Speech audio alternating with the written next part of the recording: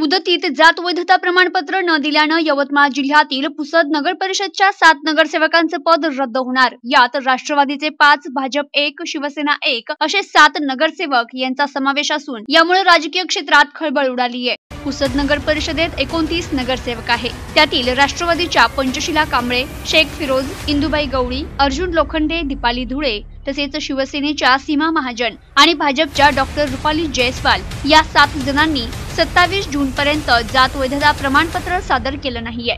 यात शिक्षण सभापती शेख फिरोज शेख अफसर आणि विद्युत सभापती पंचशीला राहुल कांबळे यांचा देखील समावेश आहे। महाराष्ट्र नगरपालिका नगरपंचायत औद्योगिक अधिनियम 1965 च्या कलम 9A नुसार तसेच राज्य निर्वाचन आयोग यांच्या परिपत्रक दिनांक 12 डिसेंबर 2016 नुसार नगरसेवकांनी दाखल केलेल्या घोषणापत्राच्या दिनांकापासून 6 महिन्याच्या आत जात वैधता प्रमाणपत्र दाखल करणं बंधनकारक होतं। तसेच उच्च न्यायालय मुंबई खंडपीठ यांच्या दिनांक 9 डिसेंबर 2016 चा आदेश देखील आहे। पण संबंधित नगरसेवकांनी नियमांची अंमलबजावणी केलीच नाही आणि 6 महिन्याच्या आत जात वैधता प्रमाणपत्र सादर न केल्यानं आपोआप त्यांचं नगरसेवक पद रद्द होऊन या 7ही जागांसाठी फेरनिवडणूक होणार असल्याची शक्यता मुख्याधिकारी डॉक्टर अजय कुरवाडे यांनी वर्तवली आहे। प्रतिनिधी सय्यद मुजिबुद्दीन, NTV न्यूज मराठी, पुसद, यवतमाळ।